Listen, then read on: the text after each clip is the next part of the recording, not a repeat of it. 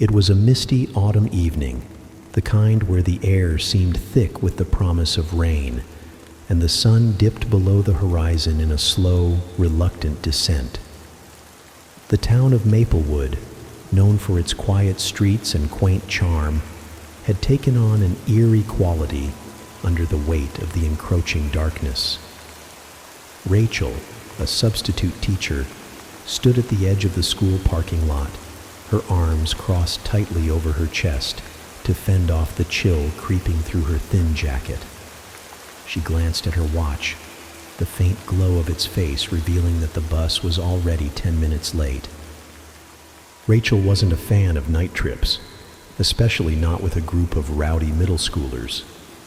But tonight's field trip was deemed essential by the school, a last-minute addition to the schedule, and when the regular chaperone had called in sick, Rachel had been roped in as the replacement. The destination was a nature reserve on the outskirts of town, a peculiar choice for a night outing. The explanation offered was that the students were to experience nocturnal wildlife and learn about ecosystems in a unique and engaging way. Rachel suspected it was just an excuse to keep the students entertained during the long autumn break. The children, a dozen or so, milled about the parking lot, their laughter and chatter punctuating the stillness of the evening. They were bundled up in colorful scarves and jackets, their breath fogging the cool air. Rachel tried to project an air of authority, though the truth was, she felt as out of place as they probably did. She adjusted her scarf and scanned the street for any sign of the bus, her unease growing with every passing minute. Just as she was about to call the school to check on the delay, the distant growl of an engine reached her ears. The sound was deep and guttural, unlike the familiar hum of the modern school buses she was accustomed to. The children quieted, their attention drawn to the approaching vehicle. The bus emerged from the mist like a specter, its headlights dull and flickering. The yellow paint was faded and peeling, revealing patches of rust underneath, and the windows were clouded as if they hadn't been cleaned in years. Rachel felt a prickling sensation at the back of her neck. Something about the bus didn't sit right with her. It looked ancient, like it had been plucked from another era and forgotten. She pushed the thought aside. She had a job to do, and standing around fretting wouldn't get them to their destination any faster. The bus pulled up to the curb with a screech of brakes that sounded like nails on a chalkboard, and the door creaked open. The driver was an older man, perhaps in his late 60s, with a face deeply etched by time. His eyes were shadowed beneath a heavy brow, and his gray hair was tucked under a worn cap. He wore a thick coat that seemed too large for his wiry frame, and his hands, gripping the steering wheel, were gnarled and weathered. He looked at Rachel with a faint, almost amused smile that didn't reach his eyes. "You must be Rachel," he said, his voice low and gravelly, as though he hadn't spoken in days. There was something unsettling about the way he said her name, as if he already knew her, though they had never met. "Yes," Rachel replied, forcing a polite smile. "I'm the chaperone. Are you the substitute driver?" The man chuckled, a dry, rasping sound. "You could say that. Name's George. Don't worry, I'll get you where you need to go." Rachel hesitated for a moment, then nodded. She didn't have time to question the situation. The kids were already shuffling toward the bus, their excitement undimmed by the vehicle's ominous appearance. George stepped aside to let them board, his gaze lingering on each child as they passed. Rachel couldn't shake the feeling that his eyes held something more than mere observation, something darker. As she climbed the steps of the bus, she noticed the interior was just as dilapidated as the exterior. The seats were covered in cracked vinyl, and the floor was scuffed and stained. The overhead lights flickered sporadically, casting uneven shadows. The faint smell of mildew and engine oil hung in the air, making her wrinkle her nose. The students quickly claimed their seats, their chatter resuming as they adjusted their backpacks and jackets. Rachel moved to the middle of the bus, her gaze sweeping over the group to make sure everyone was accounted for. She couldn't shake the unease gnawing at her, but she told herself it was just nerves. After all, it was late, the bus was old, and George was a little odd. That didn't mean anything sinister was at play. "Everyone settled?" she called out, her voice steady despite her unease. The children responded with a chorus of, "Yes, Miss Rachel," and she gave them a reassuring smile. Turning to George, she said, "We're ready to go." George nodded and closed the bus door with a loud hiss. As he shifted the bus into gear, Rachel caught a glimpse of his reflection in the rearview mirror. His eyes met hers, and for a fleeting moment, they seemed to glint with an unnatural light. She blinked, and the moment was gone. She told herself it was just a trick of the flickering lights. The bus lurched forward with a jolt, the engine groaning in protest. Rachel gripped the back of a seat to steady herself as they pulled out of the parking lot and onto the main road. Outside, the mist seemed to thicken, wrapping around the bus like a living thing. The streetlights cast long, distorted shadows, and the familiar landmarks of Maplewood quickly disappeared into the fog. Rachel glanced at the children, who were now engrossed in their own conversations, oblivious to the strange atmosphere. She envied their innocence, their ability to find comfort in each other's company. She turned her attention back to the road, hoping the unsettling feeling would pass as they got closer to their destination. But as the bus rumbled deeper into the misty night, Rachel couldn't shake the nagging sense that something was terribly, irrevocably wrong. The bus groaned as it moved onto the open road, its ancient engine sputtering like it was trying to catch its breath. The mist outside had thickened, swallowing the surrounding world until the view through the windows was nothing more than an endless sea of gray. Rachel sat on the edge of her seat, her fingers gripping the armrest tightly as she kept glancing back at the students. Most of them seemed unbothered, laughing and chatting amongst themselves, the way only children could when the unknown loomed just outside. She tried to focus on their energy, their lightheartedness, hoping it would drown out the unease bubbling in her chest. But it was impossible to ignore the strange rhythm of the bus. The way it moved wasn't right. It wasn't just old. It felt alive, like it was breathing through the groans of its frame and the grinding of its gears. Every bump in the road felt deliberate, like the vehicle was trying to shake something loose. The driver, George, didn't help matters. Rachel watched him out of the corner of her eye. His hands gripped the wheel with unnatural stiffness, the knuckles white and unmoving, as though they were part of the bus itself. His head tilted slightly to the side now and then, as if listening to something she couldn't hear. Whenever the flickering lights illuminated his face, the shadows made it look sharper, almost skeletal. She wanted to ask him again if they were on the right route, but the air between them felt heavy, like something was pressing down on her chest, squeezing the words back into her throat. The road ahead stretched endlessly into the fog, and Rachel began to notice something strange about it. The landscape outside, though barely visible, wasn't familiar. Maplewood wasn't a big town, and she knew most of its streets and back roads. But these weren't streets she recognized. The asphalt was uneven, riddled with cracks and overgrown with weeds that seemed to writhe in the dim glow of the bus headlights. There were no houses, No buildings, no signs of life. Just trees.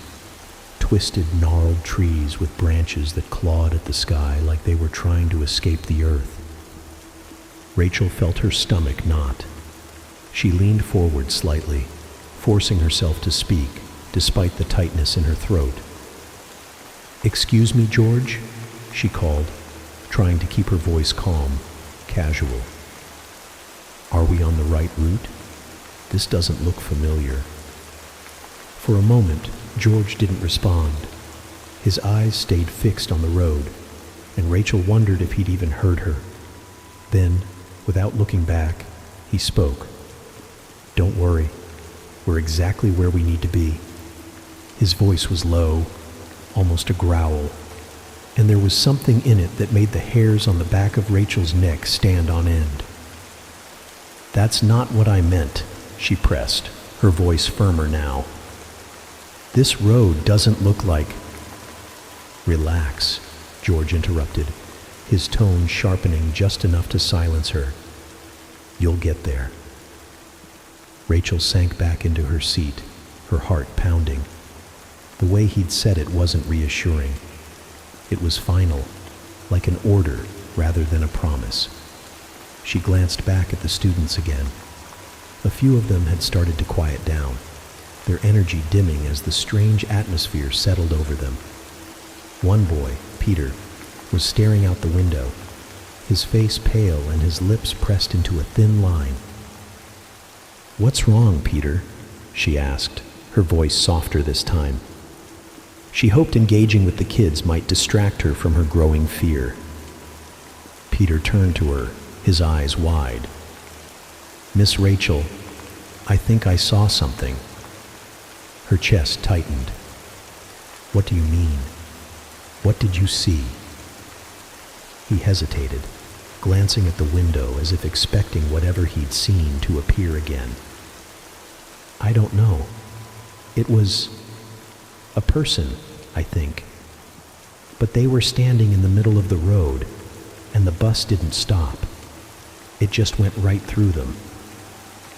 Rachel felt a cold chill sweep over her. She forced a smile, though it felt brittle.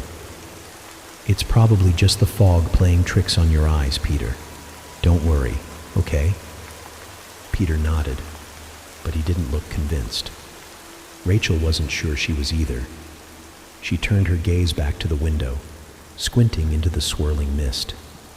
Her reflection stared back at her, pale and ghostly, but beyond that, there was nothing. Still, she couldn't shake the feeling that they weren't alone on this road. The bus began to jolt more violently, as if the road itself was protesting their passage. The students started to notice, their laughter replaced by murmurs of confusion and discomfort. "What's going on?" One of the girls, Emily, called out. "Why is the bus shaking so much?" Rachel stood up, steadying herself against the seats as she walked toward George. "What's happening? Is there something wrong with the bus?" George didn't answer. He just kept driving, his eyes fixed on the road ahead. Rachel reached out, placing a hand on the back of his seat. "George, you need to tell me what's going on. The kids are scared." Finally, he turned to look at her, just for a moment. His eyes gleamed unnaturally in the flickering light, and his expression was unreadable. "This bus doesn't stop for anything," he said, his voice low and deliberate. "You'd do well to remember that." Rachel stepped back, her hand falling away from his seat. Her breath caught in her throat. What did he mean by that? Before she could press him further, the bus lurched again, this time so violently that several students screamed. "Miss Rachel!" one of the boys, Jason, shouted. "The GPS isn't working!" She turned to see him holding up his phone, the screen showing static instead of the navigation app. Several other students pulled out their phones, only to find the same thing. Rachel grabbed her own phone from her pocket, her hands shaking as she unlocked it. No signal. no internet, nothing. Her heart raced as she turned back to George, but he didn't seem concerned. He was humming now, a low, tuneless sound that sent chills down her spine. Rachel sank back into her seat, clutching her phone like a lifeline. The students were panicking, their whispers and cries blending into a cacophony of fear. Rachel knew she had to do something, but she didn't know what. The mist outside grew thicker, pressing against the windows like it was trying to seep inside. The road ahead seemed to stretch endlessly, with no turns, no intersections, no landmarks. Just an infinite, desolate path leading them deeper into the unknown. The bus rolled forward through the endless fog, its engine groaning like an old beast, burdened by an invisible weight. The eerie silence outside was only broken by the rhythmic hiss of the bus's creaking brakes as it slowed to a stop. The motion was so abrupt and unexpected that Rachel was jolted forward in her seat. She turned to George, the driver, her brows furrowing. There was no visible stop ahead, no signs, no intersections, no indication of why they had halted in the middle of nowhere. The children, who had been growing increasingly uneasy, fell silent, their whispers replaced by the low hum of the idling engine. Rachel leaned forward, gripping the back of the driver's seat. "Why are we stopping?" she asked, her voice sharp with the edge of anxiety. George didn't look at her. His hands were still on the wheel, his knuckles pale against the cracked leather. "Picking someone up," he said simply, his tone so casual it sent a shiver down Rachel's spine. "Picking someone up?" she repeated, glancing at the desolate road outside. There was no one there, no houses, no vehicles, nothing but the dense fog curling around the bus like a living thing. The sound of the bus door creaking open broke the stillness. Rachel flinched at the noise, so loud against the oppressive quiet that it felt as though the fog itself recoiled. She turned to look, her stomach tightening. A figure emerged from the mist. At first, it was nothing more than a dark outline, vague and undefined. As it drew closer, the details became clearer. It was a woman, her thin frame wrapped in a tattered dress that might have once been white, but was now gray and stained with mud. Her hair hung in damp, stringy strands around her face, which was pale, almost translucent in the dim light of the bus. She moved with an unnatural stiffness, her arms hanging limply at her sides as though they weren't entirely her own. The children stirred uneasily. "Who is that?" one of them whispered, their voice trembling. Rachel didn't answer. She couldn't. Her throat felt tight, and her chest ached with the weight of something she couldn't name. She turned back to George, who was now watching the woman climb the steps of the bus. There was something in his eyes, an expression she couldn't quite place. Was it recognition? Anticipation? Satisfaction? The woman stepped onto the bus, her bare feet making no sound against the metal floor. She didn't look at anyone, didn't acknowledge the stares of the children or the tension radiating from Rachel. Instead, she moved to the back of the bus, her head tilted downward, her eyes fixed on the floor. Rachel's instincts screamed at her to stop this, to demand answers from George, to demand answers from the woman herself. But something in the air, something heavy, oppressive, and unseen, kept her rooted in place. She turned her head slightly, watching as the woman reached the last row of seats and sat down. Her movements were deliberate, almost mechanical. The students whispered amongst themselves, their voices low and anxious. Why did she get on here? Did anyone else see her before we stopped? She's weird. She's scaring me. Rachel forced herself to stand, her legs trembling as she made her way down the aisle. She couldn't let the children see her fear. She needed to project authority, to take control of the situation. When she reached the back of the bus, she stopped, hesitating for a moment before addressing the woman. "Excuse me," she said, her voice steadier than she felt. "Are you lost? Do you need help?" The woman didn't respond. She didn't even look up. Her hands rested on her lap, her fingers long and thin, the nails chipped and dirty.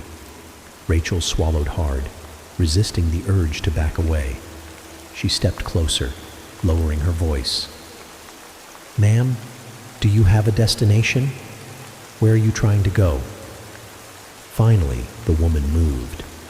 Slowly, she lifted her head, her gaze meeting Rachel's. Her eyes were unlike anything Rachel had ever seen. Black, bottomless pits that seemed to draw the light out of the air around her. Rachel gasped, stumbling back a step, her heart pounding in her chest. "You shouldn't have stopped," the woman said, her voice low and hollow, echoing as though it came from a great distance. Before Rachel could respond, George's voice cut through the tension like a blade. "Everyone sit down. We're moving again." Rachel turned to look at him, anger flaring in her chest. "You can't just let someone on the bus without—" "Sit down," George interrupted, his tone colder, sharper. His eyes met hers in the rearview mirror, and for a moment, she thought she saw them flicker with that same unnatural glint she'd noticed earlier.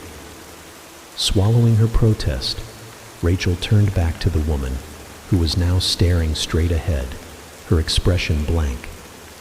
Rachel's instincts screamed at her to get the children off the bus, to abandon this strange journey and find another way home. But something about the air, the fog, the oppressive weight of the atmosphere made her feel like there was no choice but to keep moving. Reluctantly, she returned to her seat, her hands gripping the armrests tightly as the bus lurched forward once more. The students' whispers grew louder, their fear palpable now. Rachel turned to reassure them, but the words died in her throat when she glanced back at the woman. She was no longer staring ahead. Instead, her gaze was fixed on the students, her lips curling into a faint, unnatural smile that made Rachel's blood run cold. As the bus rumbled onward, Rachel couldn't shake the feeling that the woman's presence had shifted something in the air, something fundamental and irreversible. The road stretched ahead, endless and unfamiliar, and for the first time that evening, Rachel felt the full weight of the journey they had embarked upon. It wasn't just a ride anymore. It was a passage into something far darker. The bus moved deeper into the fog, the world outside the windows fading into a swirling mass of gray that seemed to stretch forever. Rachel sat tensely in her seat, her eyes darting between the students and the road ahead. The uneasy atmosphere inside the bus had thickened since the woman boarded, a palpable tension hanging in the air. The children, once loud and boisterous, were now subdued, their whispers barely audible over the groaning engine. Even the ones who usually couldn't sit still for more than a few minutes were eerily quiet, their faces pale in the flickering interior lights. The road outside had changed. At first, Rachel thought it was just her imagination, but the longer she stared, the more she noticed. The asphalt looked cracked and uneven, overgrown with twisting weeds that seemed to move when the headlights hit them. The trees lining the road were misshapen and skeletal, their branches clawing at the fog like they were alive. No road signs, no intersections, no markers of civilization, just an endless, desolate path leading into nothingness. Rachel pulled out her phone again, hoping against hope that the signal had returned. The screen lit up, but it was the same as before. No bars, no Wi-Fi, nothing. She glanced back at the students, most of whom were clutching their own phones, their faces etched with confusion and growing fear.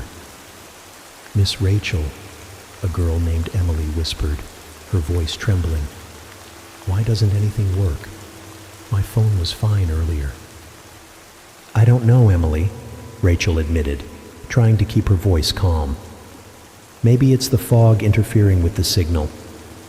Let's just stay calm and focus on getting to the reserve." But even as she spoke, she didn't believe her own words.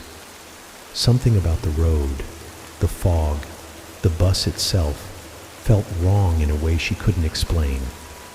It was more than just the absence of landmarks or the dead phones.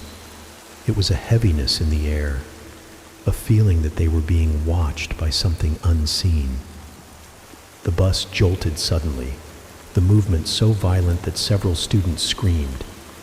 Rachel grabbed the back of the seat in front of her to steady herself, her heart racing. The interior lights flickered wildly, plunging the bus into darkness for a few seconds before they sputtered back to life. "What was that?" Jason, a boy sitting near the front, called out, his voice high-pitched with fear. Rachel turned to George, the driver, who seemed entirely unfazed by the chaos.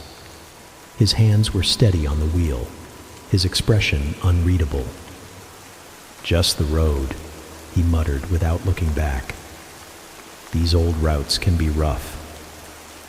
Rachel frowned. "Old routes? This doesn't look like any route I've seen around here. Are you sure we're going the right way?" George didn't answer. Instead, he pressed his foot on the gas, and the bus accelerated, its engine roaring louder than before. Rachel's unease deepened. She considered demanding that he stop the bus and let them off, but the thought of stepping into the fog made her stomach turn. Where would they go? There was nothing out there, nothing but the suffocating gray. The students had started murmuring again, their voices hushed but frantic. Rachel turned to them, raising her hands to calm them. "It's okay," she said, forcing a reassuring smile. "We're just having a little trouble with the road. Everything's fine." But it wasn't fine. As she looked back at the students, her gaze drifted toward the rear of the bus, where the strange woman sat. She was staring out the window, her expression blank. Her presence was unsettling, but what unnerved Rachel more was the fact that she hadn't moved, not once, since she'd taken her seat. Not a shift of her body, not a tilt of her head. It was as if she were frozen in place, a mannequin rather than a person. Rachel's thoughts were interrupted by a sharp sound, like fingernails scraping against glass. She froze, her eyes snapping to the windows. The students had heard it too. They were looking around nervously, their breaths shallow. The sound came again, this time louder, closer. It was coming from outside the bus, moving along the windows as though something, or someone, was trailing them in the fog. "Did you hear that?" Peter whispered, his voice barely audible. Rachel nodded, her throat tight. She stood slowly, her legs shaky as she walked toward the nearest window. Her breath fogged the glass as she leaned closer, trying to see through the swirling mist. At first, there was nothing, just the faint reflection of her pale face and the dim glow of the bus's interior lights. But then, a shape appeared. It was faint, barely more than a shadow, but it was there, moving alongside the bus. Rachel's heart raced as she squinted, trying to make out the figure. It was tall, unnaturally so, with long, spindly limbs that seemed to glide rather than walk. Its face, or what she thought was its face, was featureless, a smooth, pale surface that sent a wave of nausea rolling through her. She stumbled back, her hand clutching the seat for support. "What is it?" Emily asked, her voice high and panicked. "I don't know," Rachel admitted, her voice shaking. "Everyone stay in your seats. Don't move." The scraping sound grew louder, more insistent, as though the thing outside was trying to claw its way in. The students huddled together, their faces pale with fear. Rachel turned to George, desperation rising in her chest. "We need to stop the bus," she said, her voice breaking. "Something is out there. We can't keep going." George didn't respond. His eyes were fixed on the road, his hands gripping the wheel tighter than ever. "We can't stop," he said finally, his voice low and almost amused. "Stopping would be worse." "Worse? What are you talking about?" Rachel demanded, her voice rising. George glanced at her in the rearview mirror, his eyes glinting with that strange, unnatural light she'd seen before. "This bus doesn't stop for anyone or anything.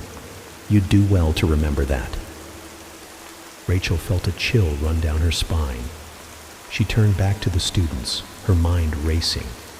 The thing outside the bus was still there, its shadowy form barely visible through the fog.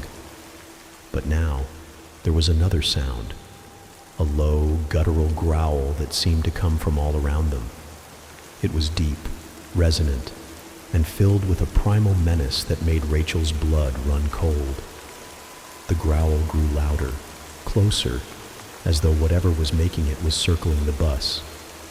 The lights flickered again, plunging them into brief moments of darkness that felt like an eternity. When the lights came back, Rachel thought she saw something, just for a second, pressed against the window. A face, pale and twisted, with wide, staring eyes and a mouth stretched into an unnatural grin. The students screamed, their cries blending with the roar of the engine and the growling outside. Rachel's instincts screamed at her to do something, to take control, but she was frozen, paralyzed by the overwhelming sense of dread. She turned back to George, but he was smiling now, his expression calm and almost smug. "We're almost there," he said, his voice carrying a strange finality. "Just hold on."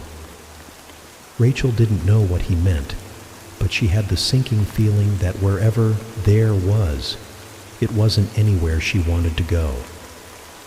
The chaos in the bus had reached a fever pitch, the children's panicked cries blending with the unsettling groans of the ancient vehicle as it rumbled down the endless road. Rachel stood near the front, gripping the overhead rail to steady herself as the bus jolted and swayed. She turned to George, her voice sharp and pleading. "You need to stop this bus now." George didn't even flinch. His hands remained firmly on the wheel, his eyes locked on the endless road ahead. "Stopping won't help," he said flatly, his voice devoid of emotion. "Not now." Rachel felt a surge of frustration and fear. "What do you mean, not now? The kids are terrified. Something is out there." Her voice was rising, but she didn't care. The oppressive weight of the situation was pressing down on her, suffocating her with every second. George's lips curved into the faintest hint of a smile, though his eyes remained fixed on the road. "There's no out there, Miss Rachel," he said cryptically. "It's all part of the journey." Before Rachel could respond, a blood-curdling scream erupted from the back of the bus. She spun around, her heart leaping into her throat. The children were huddled together, their faces pale with terror, their wide eyes fixed on an empty seat near the rear. Rachel pushed past the rows of seats, her pulse pounding as she made her way toward the source of the commotion. "What happened?" she demanded, her gaze darting between the students. Most of them were too frightened to speak, their trembling hands clutching at each other for comfort. Finally, Emily, the quiet girl who rarely spoke, pointed a shaking finger at the empty seat. "It was Eric," she whispered, her voice barely audible. He was sitting there, and then he was just gone. Rachel's stomach churned. What do you mean, gone? Did he move to another seat? Did he hide somewhere? Emily shook her head frantically, her eyes welling with tears. No, Miss Rachel, he didn't move. He just disappeared, like he wasn't there anymore. Rachel turned to the other children, searching their faces for confirmation. They all nodded, their expressions a mix of fear and confusion. I don't understand, Rachel murmured, more to herself than to them. He has to be here somewhere. She crouched down, peering under the seats, her hands trembling as she searched. There was no sign of Eric, no backpack, no jacket, no trace that he had ever been there at all. It was as if he had simply vanished into thin air. Her breath quickened as she stood, clutching the back of a seat for support. This doesn't make sense, she muttered. Turning back to the students, she forced a weak smile, though her voice betrayed her rising panic. Stay calm. I'm sure there's an explanation. Maybe Eric moved when we weren't looking. We'll find him. The children didn't look convinced. Their fear was palpable, their wide eyes darting around the bus as though expecting another disappearance at any moment. Rachel straightened, her gaze shifting toward the back of the bus, where the strange woman still sat in eerie silence. She hadn't moved since she'd boarded, her blank eyes fixed on the window, her hands resting unnaturally still in her lap. Rachel felt a chill run down her spine. She didn't want to approach the woman, not after the way she had spoken earlier, not after the way her presence seemed to drain the air from the room. But she had no choice. Taking a deep breath, she forced herself to move closer, her steps slow and hesitant. "Excuse me," she said, her voice trembling slightly. The woman didn't respond, didn't even blink. Rachel licked her lips nervously and tried again. "Did you see what happened to the boy sitting here? Did he move?" The woman turned her head slowly, her eyes locking onto Rachel's with an intensity that made her stomach twist. There was something wrong with her gaze, something deep and unsettling, as though she were staring into Rachel rather than at her. "He's not your concern anymore," the woman said, her voice low and cold. "He's where he's meant to be." Rachel took an involuntary step back, her hands clenching into fists. What does that mean? Where is he? What did you see? The woman's lips curled into a faint, knowing smile. "It doesn't matter. You'll understand soon enough." Before Rachel could respond, another scream echoed through the bus, this one even louder and more desperate than the last. She turned just in time to see another seat empty, its former occupant, a boy named Liam, nowhere to be seen. The children erupted into chaos, their cries and shouts filling the confined space as they scrambled to press themselves against the windows, away from the now vacant seat. "No, no, no," Rachel whispered, her voice trembling. She turned to George, panic gripping her chest like a vice. "George, stop the bus. We need to get out of here." George glanced at her in the rearview mirror, his expression calm, almost amused. "You still don't get it, do you?" he said, his tone maddeningly casual. "This isn't a trip you can just step off of." "What are you talking about?" Rachel shouted, her voice cracking. "The kids are disappearing. We need to do something." George shook his head, his eyes glinting with that same unnatural light. "This bus takes its passengers where they're meant to go. It's not up to me, and it's not up to you." Rachel stared at him, her mind racing. She turned back to the children, who were now clutching each other, their faces streaked with tears. "Everyone stay together," she called out, her voice firm despite the terror gripping her. "No one moves from their seats. We'll get through this." But even as she spoke, she felt the hopelessness of her words. The bus rumbled onward, its lights flickering ominously, the oppressive fog pressing against the windows. The road ahead stretched endlessly, and the seats around her seemed emptier with every passing moment. The scraping sound returned, louder this time, and the shadows outside the bus grew darker, more distinct. Rachel turned back to the woman in the rear, who was now smiling faintly, her eyes gleaming with something Rachel could only describe as satisfaction. It was then that Rachel realized the truth. Whatever was happening, it wasn't random. The children weren't simply vanishing. They were being taken, and she was powerless to stop it.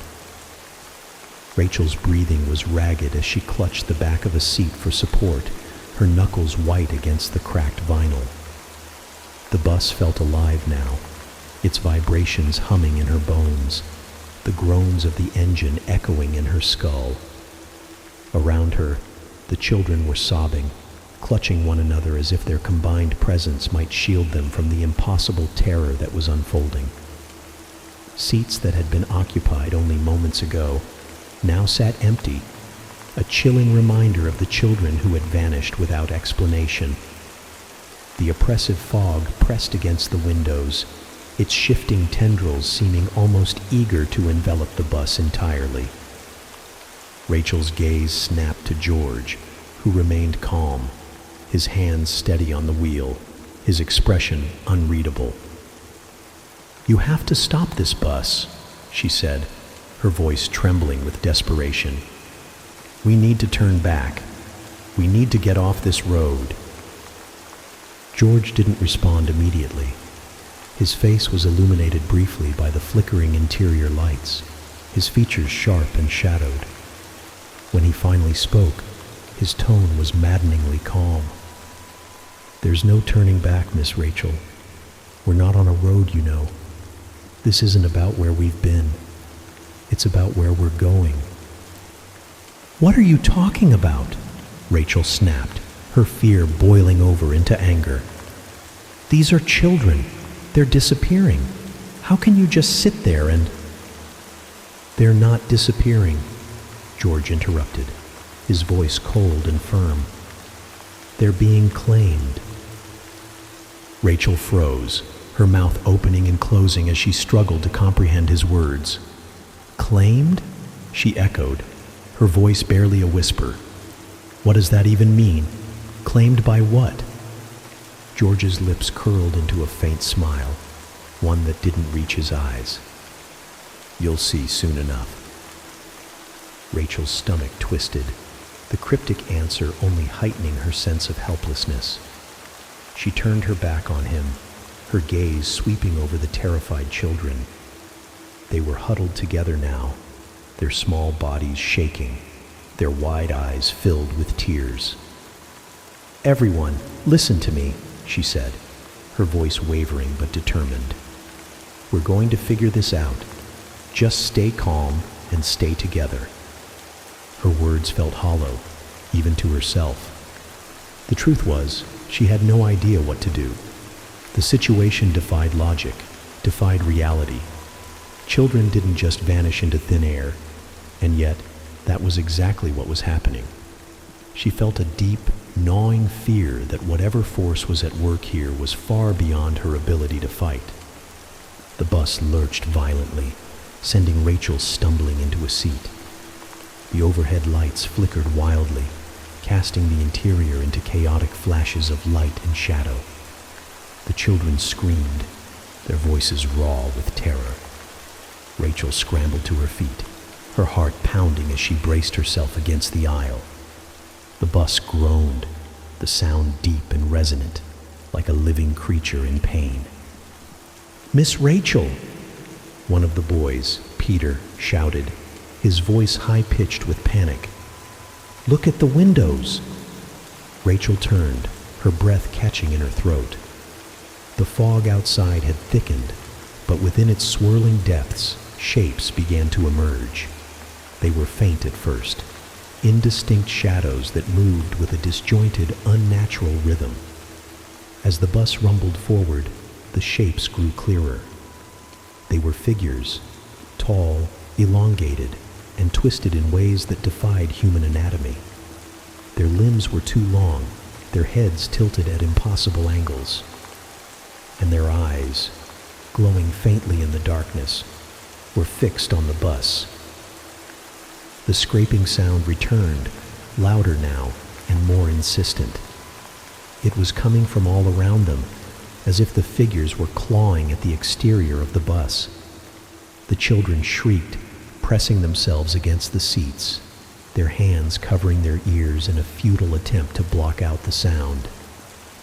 Rachel felt a cold sweat break out across her skin as she stared at the figures, her mind struggling to process what she was seeing. "George!" she shouted, her voice cracking. "What the hell is that? What are those things?" "They're here for the passengers," George replied, his tone disturbingly nonchalant. "It's what they do." "What do you mean, here for the passengers? You need to stop this bus right now." Rachel's voice was frantic, her desperation reaching a breaking point. George shook his head, his eyes glinting with that same unnatural light. "Stopping won't change anything. It'll only make it worse." Rachel felt her knees weaken as she turned back to the children. She needed to do something, anything, to protect them. Her gaze fell on the strange woman at the back of the bus, who had remained eerily calm throughout the entire ordeal. Her hands were folded neatly in her lap, her expression serene, as if she were merely a spectator to the chaos unfolding around her. "You," Rachel said, storming toward her. "You know something. Tell me what's going on. What are those things? What's happening to these kids?" The woman lifted her head slowly, her dark, hollow eyes meeting Rachel's. There was something in her gaze, something ancient and knowing, that made Rachel's skin crawl. "They were marked the moment they stepped onto this bus," the woman said, her voice soft, but filled with an unsettling certainty. "You can't save them. You were never meant to." Rachel's stomach twisted, her hands balling into fists. "What are you talking about? I'm not going to let anything happen to them." The woman tilted her head, her expression almost pitying. "You can't fight what's already been decided. The bus only takes those who are meant to go." "Meant to go where?" Rachel demanded, her voice shaking with anger and fear. The woman didn't answer. Instead, she turned her gaze back to the window, her lips curling into a faint smile. Rachel followed her gaze, her heart sinking as she saw the figures outside drawing closer. Their movements were slow but deliberate, their glowing eyes unblinking as they approached the bus. The scraping grew louder, more frantic, as if they were trying to tear their way inside. Rachel stumbled back, her chest heaving as she tried to catch her breath. The lights flickered again, plunging the bus into brief moments of darkness. In those fleeting seconds, Rachel thought she saw one of the figures inside the bus, its long, spindly fingers reaching for one of the children. But when the lights came back, the figure was gone, and the seat where the child had been was empty. "No!" Rachel screamed, her voice raw with despair. She rushed to the empty seat, her hands shaking as she reached out, as if she could somehow bring the child back. But there was nothing. No trace, no sign that they had ever been there. The children were sobbing now, their fear palpable. Rachel turned back to George, her vision blurred with tears. "You can't let this happen," she pleaded. "You have to do something." George didn't respond. He just kept driving, his expression calm, his eyes fixed on the road ahead. Rachel sank to her knees, her head in her hands, as the bus rumbled on into the endless fog. She felt completely powerless, trapped in a nightmare with no escape.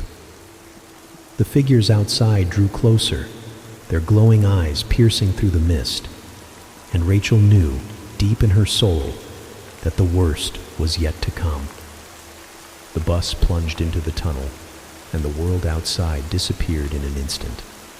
The oppressive fog gave way to total darkness, as if the vehicle had been swallowed whole by some unholy void. The headlights barely illuminated the tunnel walls, which seemed to close in, their surfaces slick and glistening as though alive. The sound of the tires echoed endlessly, a repetitive rhythm that seemed to amplify the terror gripping the bus's occupants. Rachel clutched the back of the nearest seat, her knuckles white. The air had grown heavy, almost suffocating, and each breath felt like an effort. She could hear the children crying softly, their muffled sobs cutting through the oppressive silence. Their fear was infectious, feeding her own growing panic. Her gaze darted toward the windows, but there was nothing to see, only the faint reflection of the flickering interior lights. It was as if the world outside had ceased to exist entirely. "George," she said, her voice hoarse, "what is this? Where are we?" He didn't answer, his hands gripping the wheel with mechanical precision. His face was lit intermittently by the flickering lights, each flash highlighting the unsettling calm in his expression. Rachel wanted to scream at him, to demand answers, but something about the tunnel's oppressive silence made her hesitate. It felt wrong to speak too loudly, as though raising her voice might draw the attention of something unseen. The whispers began softly, so faint at first that Rachel thought they were a trick of her imagination. But as the bus rumbled deeper into the tunnel, the whispers grew louder, more distinct. They came from all directions, echoing in the confined space, overlapping in a cacophony of unintelligible voices. Rachel turned her head, trying to pinpoint the source, but it was impossible. The whispers seemed to come from the very walls of the tunnel, from the shadows that danced in the dim light. The children heard them too. Emily clutched Peter's arm, her eyes wide with terror. "Miss Rachel," she whimpered, her voice barely audible over the growing noise. "What are they saying?" Rachel strained to listen, her heart pounding in her chest. The whispers were chaotic, fragmented, but certain words stood out, chilling her to the core. Lost. Taken. Ours. The words repeated like a chant, growing louder with each passing second. "Stay calm," Rachel said, though her voice trembled. "Just stay together. Don't listen to them." But it was impossible not to listen. The whispers were everywhere, seeping into their ears, their minds, like a toxic fog.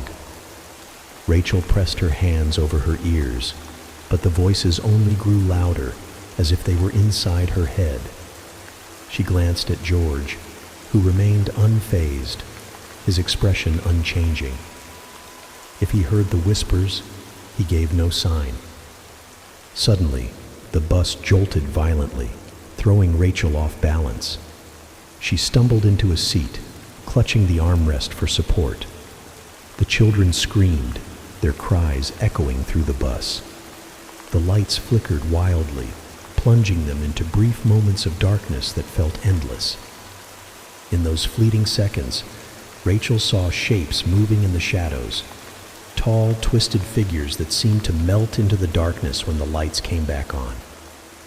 One of the boys, Jason, was sobbing uncontrollably.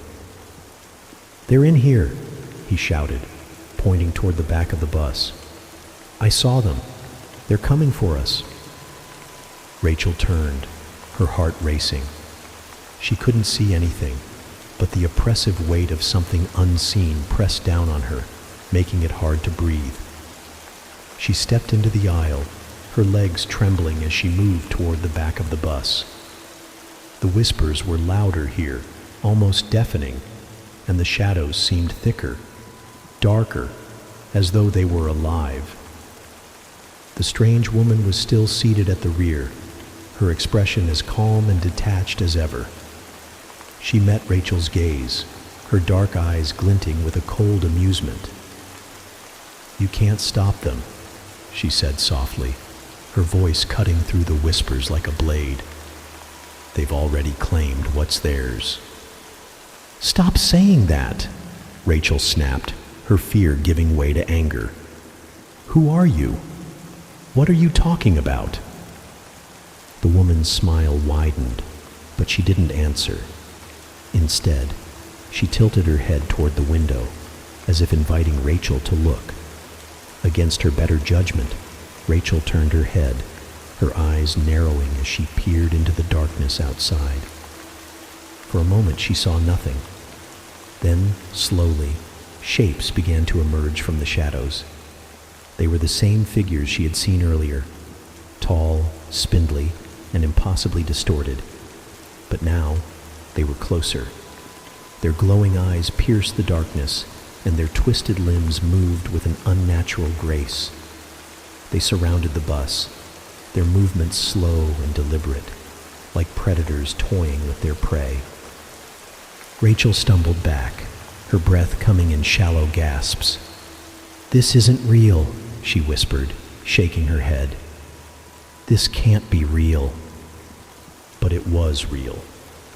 The bus jolted again, the lights flickering wildly, and in the brief moments of darkness, Rachel saw the figures inside the bus.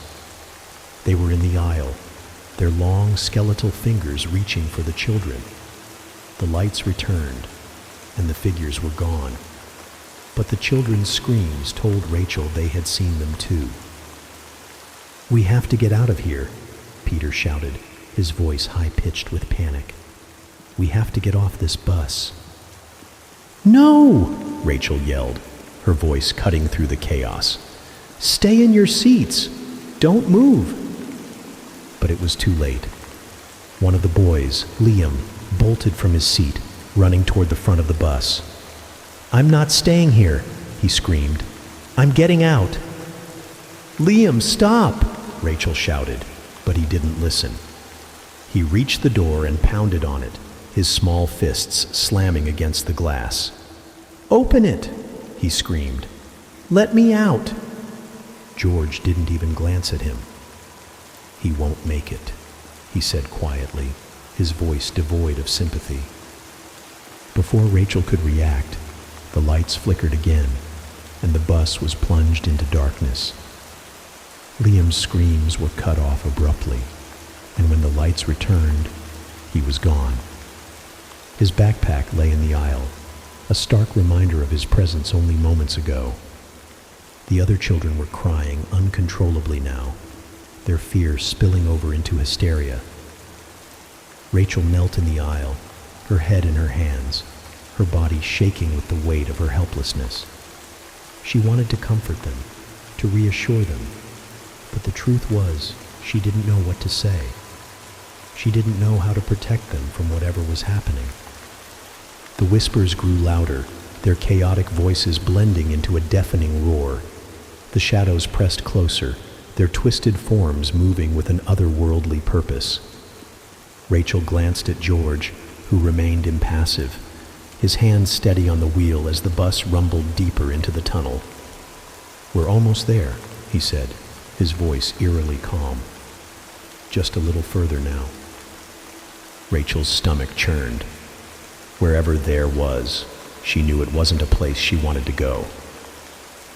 Rachel's mind raced as the bus hurtled deeper into the unknown, its frame rattling with a sinister rhythm that echoed the dread in her chest. The whispers had become a deafening roar, filling the air with overlapping voices that seemed to speak directly to her fears. Each word felt like a shard of ice piercing her thoughts. End. Sacrifice. Fate.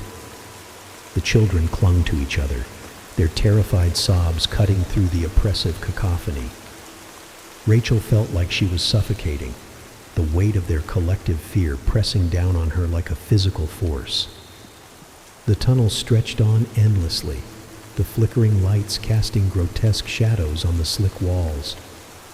Rachel knew she couldn't let this continue. She had to do something, anything, to stop whatever this nightmare had become. Her eyes darted to George, who sat motionless at the wheel, his expression eerily calm, as though he were entirely detached from the chaos around him. "George!" she shouted, her voice hoarse from fear and frustration. "You have to stop this bus. You're the only one who can." He didn't respond. His hands remained steady on the wheel, his eyes fixed on the road ahead. Rachel pushed herself to her feet, her legs shaking as she staggered toward him. "Do you hear me?" she yelled, grabbing the back of his seat. "You have to stop." Finally, he turned his head slightly, just enough for her to see his face in the dim light.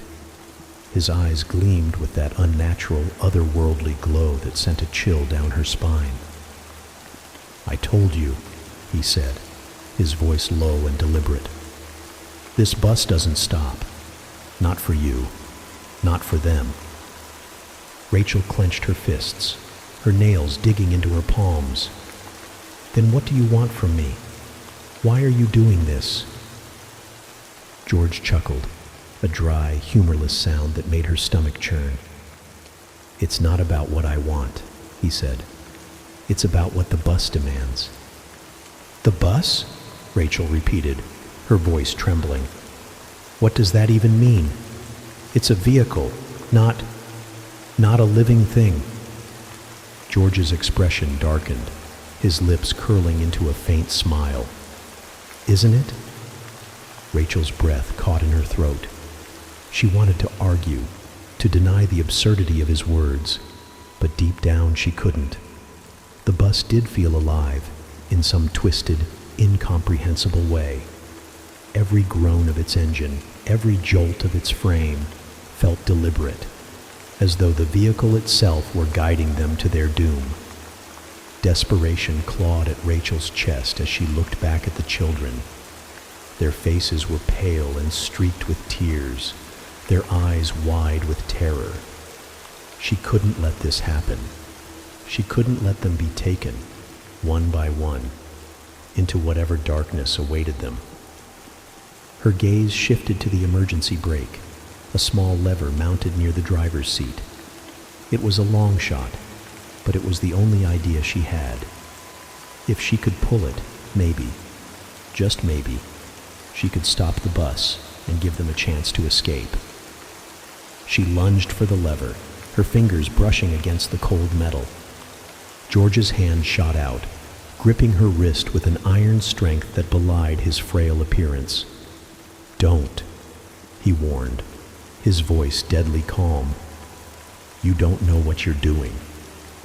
Rachel struggled against his grip, her heart pounding. "I have to do something.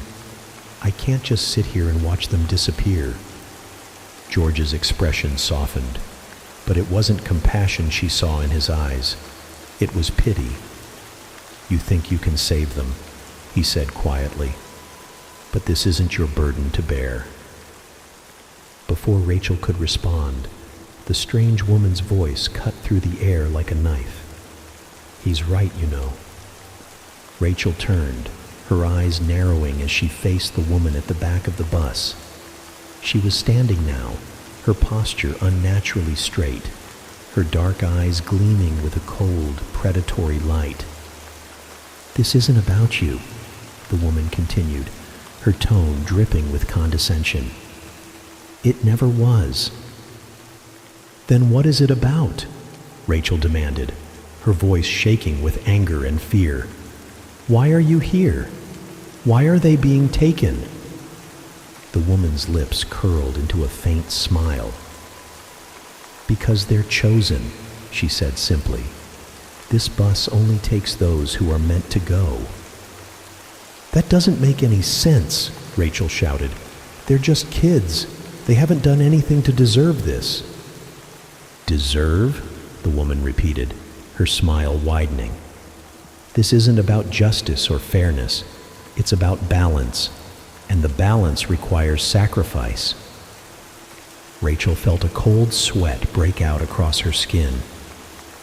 "Sacrifice," she whispered, her voice barely audible. "What kind of sacrifice?" The woman tilted her head, her expression almost pitying. "The kind that ensures the rest of the world keeps spinning," she said. "A price must be paid, and they were marked to pay it." Rachel's mind raced, her thoughts spiraling into chaos. She couldn't accept this. She wouldn't. There had to be another way. She looked at the children, huddled together in fear, and made a decision. "Take me," she said, her voice firm. "Take me instead." The woman raised an eyebrow, her smile fading. "You're willing to take their place?" "Yes," Rachel said without hesitation. "If it'll save them, then yes." The woman studied her for a moment, her gaze piercing. Then she nodded slowly. "Very well, but you must choose to accept the burden willingly." Rachel felt her chest tighten. "What does that mean?" The woman reached into her coat and pulled out a piece of parchment, yellowed with age, along with an ornate pen. "Sign this," she said, holding it out to Rachel. "Your name, in ink. That's all it takes." Rachel hesitated, her hands trembling. The parchment seemed to pulse with a faint, unnatural glow, and the pen felt warm in her hand. She glanced at George, who was watching her with an unreadable expression. "You don't have to do this," he said quietly. "But if you do, there's no turning back." Rachel swallowed hard, her gaze shifting back to the children. Their tear-streaked faces stared at her, their fear mingling with a glimmer of hope. She knew she couldn't let them down. Taking a deep breath, she pressed the pen to the parchment and signed her name. The moment the ink dried, the bus shuddered violently, and the whispers stopped. The oppressive darkness lifted, replaced by an eerie silence. Rachel felt a strange warmth spread through her chest, followed by a sudden crushing weight. She fell to her knees, gasping for air, as the bus seemed to come alive around her, its vibrations resonating in her very bones. The woman smiled, tucking the parchment away. "It's done," she said simply. Rachel looked up, her vision blurred.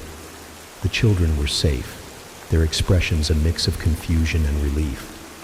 But she knew the cost of their salvation. She could feel it in every fiber of her being. She had become part of the bus now, bound to its endless, cursed journey. As the vehicle rumbled forward, Rachel realized the terrible truth. She hadn't saved them. She had only delayed the inevitable. The bus would continue its journey.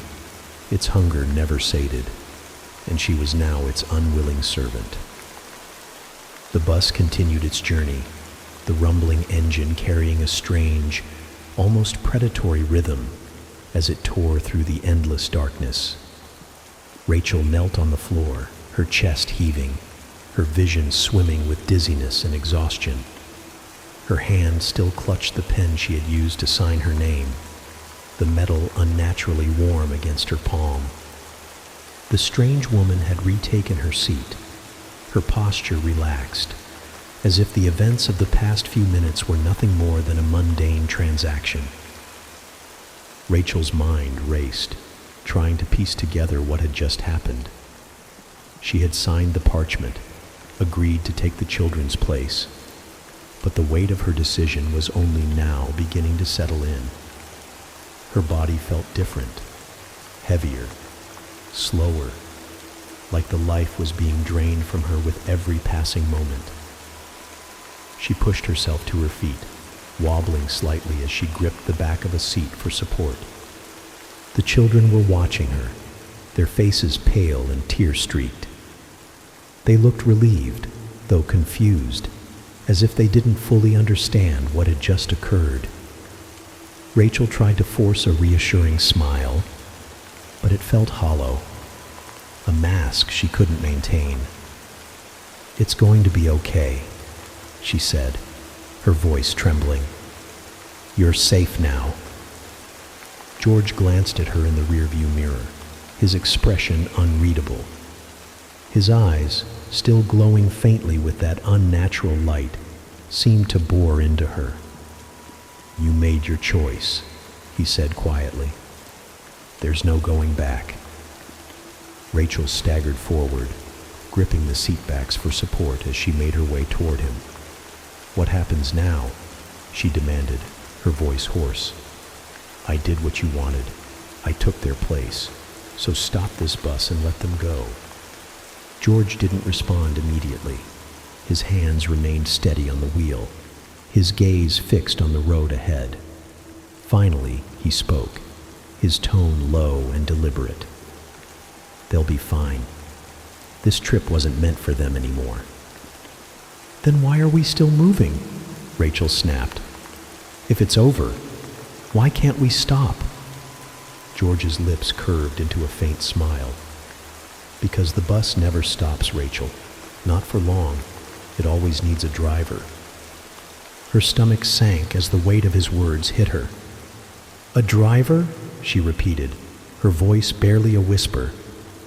"What are you saying?" "I told you," George said, his tone maddeningly calm. "This bus takes those who are meant to go. It doesn't matter how or why. And now, it's your turn." Rachel felt a chill run down her spine. "You mean, I'm the driver now?" George nodded, his expression almost sympathetic. "That's the deal you made.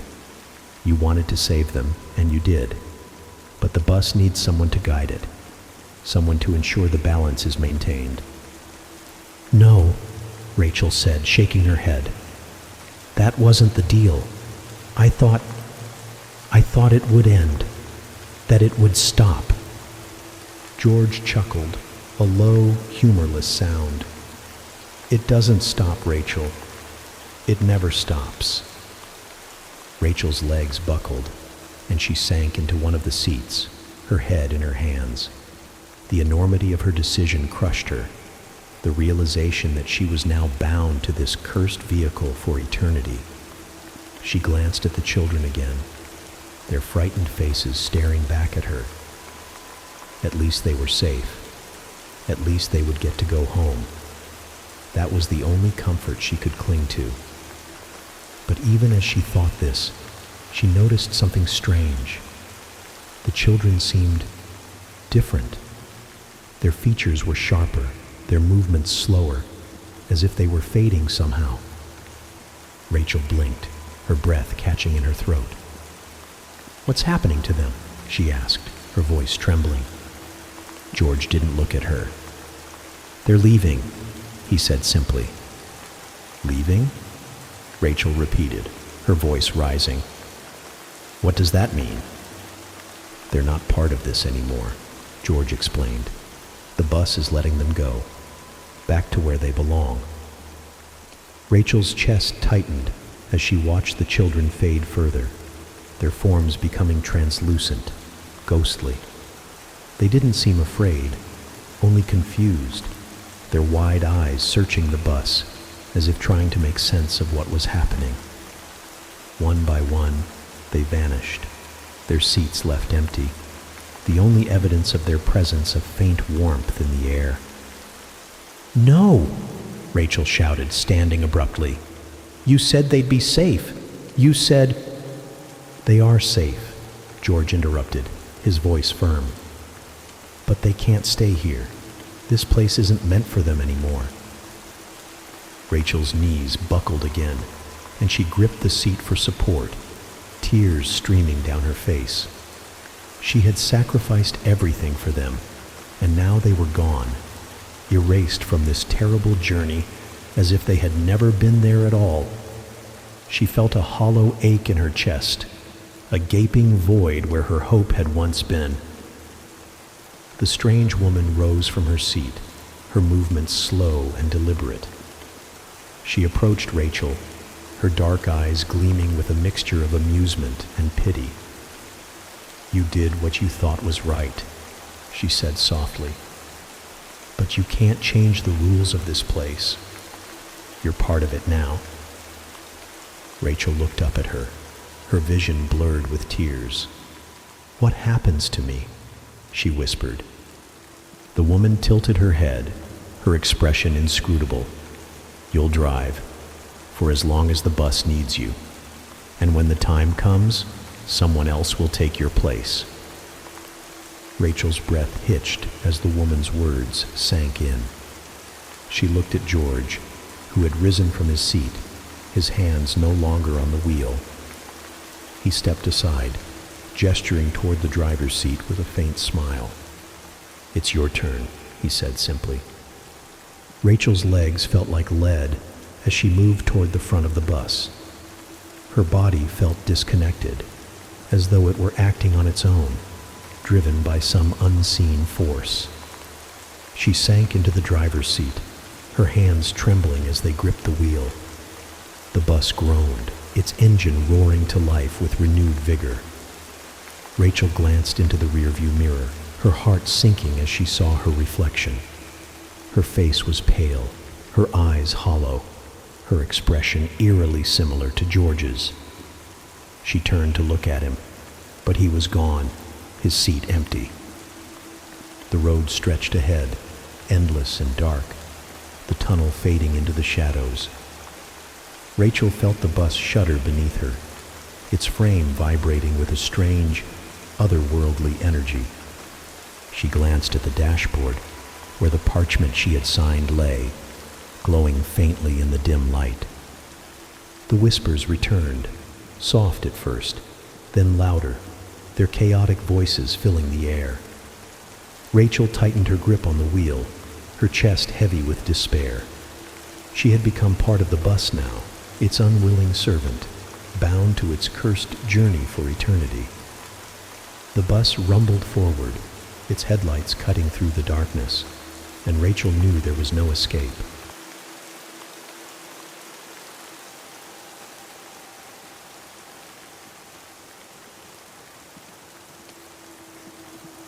The countryside sprawled out before them, a patchwork of lush greens and golden fields. The winding road seemed to stretch forever, guiding the small group of friends toward their much-needed escape.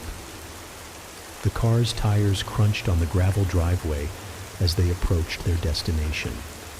A large, weathered house perched on the edge of a dense forest. It stood tall and imposing, its faded white paint peeling in long strips, revealing gray wood beneath. The windows were narrow and dark, framed by crooked shutters, giving the place an air of mystery.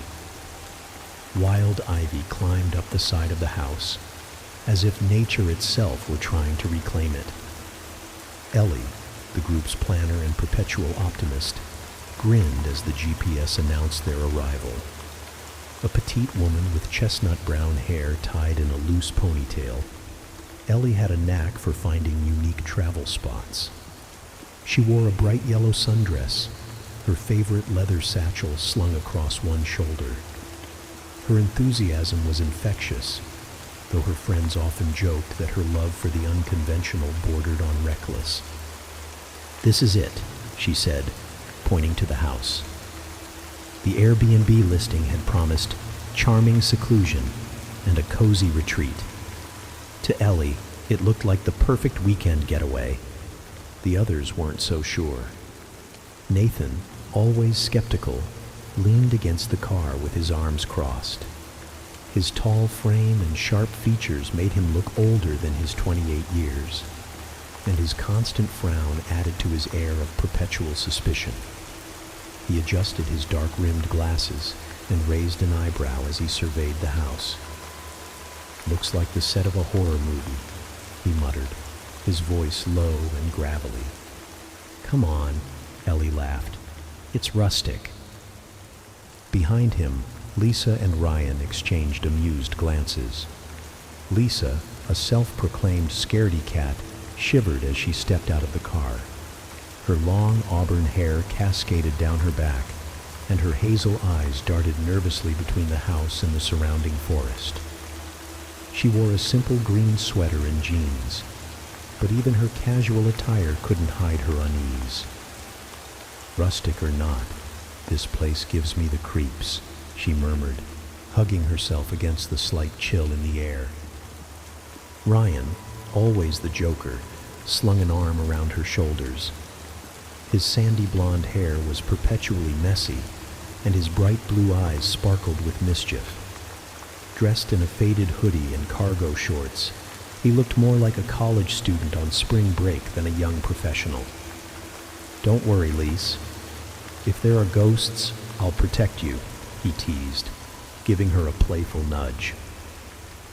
The group hauled their luggage inside, their voices echoing in the cavernous entryway. The interior of the house was as aged as its exterior. The hardwood floors were scuffed and uneven, and the faint smell of dust lingered in the air. A creaky staircase led to the bedrooms upstairs, and the living room was dominated by a massive stone fireplace. Above the mantel hung a faded painting of a pastoral scene, the colors muted with age. "Okay, I'll admit it," Nathan said, setting his bag down. "It's got character." Ellie beamed. "See? I told you it would be great." The kitchen was modest but functional, with dated appliances and mismatched cabinets. A wooden dining table sat in the corner, its surface scarred with years of use. Through the back window, they could see a small, overgrown garden and a rickety shed leaning precariously to one side. Everything seemed fine until they stumbled upon the basement door. It was tucked away at the end of a narrow hallway, almost hidden from view. The door was padlocked, a heavy chain looping through the handle. A weathered sign hung from it, the words crudely painted in red, "Do not enter." "That's not ominous at all," Nathan said, crouching to inspect the lock. "I bet it's just where they store cleaning supplies or something." "Or bodies," Ryan quipped, wiggling his eyebrows for dramatic effect. Ellie rolled her eyes. "They probably just don't want guests poking around. Let's leave it alone and enjoy the weekend, okay?" Lisa hesitated, her gaze lingering on the door. "You're right. Let's just stay upstairs." But even as they unpacked and settled in, the locked door seemed to loom in the back of everyone's mind. The forest outside was a dark sea of trees, their branches twisting together like skeletal hands. The air was cool and damp, carrying the faint scent of pine and earth. A narrow dirt trail wound its way into the woods, disappearing into the shadows. The setting sun cast long, slanted rays through the trees, painting the scene in shades of gold and crimson. As the group settled into their rooms, the house groaned and creaked, the sounds of its age amplified in the quiet. Ellie's room was small but cozy, with a quilted bedspread and a window that looked out over the garden. Nathan's room was sparsely furnished, its only decorations a pair of faded floral curtains and a mirror with a tarnished frame. Lisa and Ryan shared the largest room, which had a four-poster bed draped with gauzy white fabric that swayed gently in the draft. Despite the house's rustic charm, an undercurrent of unease lingered. Lisa couldn't shake the feeling that they were being watched, though whenever she turned around, there was nothing there. Nathan kept catching glimpses of movement out of the corner of his eye, only to find the shadows playing tricks on him. Even Ellie, usually unfazed by such things, found herself glancing over her shoulder more than once. By the time the sun dipped below the horizon, the house was shrouded in darkness. The forest outside seemed to close in, the sounds of nocturnal creatures filling the air. Somewhere in the distance, an owl hooted, its mournful cry echoing through the night. The group gathered in the living room, the glow of the fireplace casting flickering shadows on the walls. "It's just us and nature," Ellie said, trying to lighten the mood. "Let's enjoy it while we can." But as they sat there, the padlocked basement door lingered in their thoughts, an unspoken question hanging in the air. What was down there, and why had it been locked away? Dinner was a lively affair. They grilled steaks on the porch, the scent of charred meat mingling with the crisp evening air. The porch overlooked the untamed garden, now bathed in the golden light of sunset. Ellie had set up a small table with candles and flowers she had picked earlier from the overgrown bushes. Despite the eerie charm of the house, they managed to relax, their laughter echoing across the quiet countryside. The sky darkened as they lingered, talking and sipping wine. The stars emerged, bright and countless in the absence of city lights. Nathan, who had been quiet for most of the evening, leaned back in his chair, his eyes scanning the forest. "Have you guys noticed how quiet it is?" he asked. "Like, no crickets, no frogs, just silence." Lisa shivered, rubbing her arms. "I thought I was imagining it." Ryan waved dismissively. "It's peaceful. You're both just city kids who don't know how to handle the countryside." Still, the group finished their meal quickly, the atmosphere shifting. Inside, the house felt colder, the flickering glow of the fireplace the only source of warmth. They gathered in the living room for a board game, trying to shake off the unease. "Did you hear that?" Lisa whispered, glancing toward the hallway. "Hear what?" Ryan asked, pausing mid-turn. "It sounded like whispering," she said, her voice barely audible. Nathan frowned, setting his cards down. "Probably the wind." Ellie forced a laugh. "This place is old. Houses like this creak and groan all the time." But the mood had shifted. They played for another hour, though their earlier excitement was gone. Eventually, Ellie suggested calling it a night. The group climbed the creaky stairs to their rooms, the air heavy with unspoken tension. Nathan lingered behind, his eyes fixed on the basement door. The padlock was secure, the chain unmoved, but he couldn't shake the feeling that something was watching him. Finally, he shook his head and headed upstairs. The house was silent, except for the occasional groan of wood. Lisa lay awake, staring at the ceiling as faint sounds drifted up from below. It wasn't just creaking. There was a rhythm to it, like footsteps pacing back and forth. "Ryan," she whispered, nudging him. "Do you hear that?" Ryan stirred, mumbling something incoherent before rolling over. Lisa's heart pounded as the sounds grew louder. She squeezed her eyes shut, willing herself to fall asleep. But sleep wouldn't come, not when the whispers began again, faint but unmistakable, as though someone or something was just outside the door. The morning brought an eerie stillness to the house.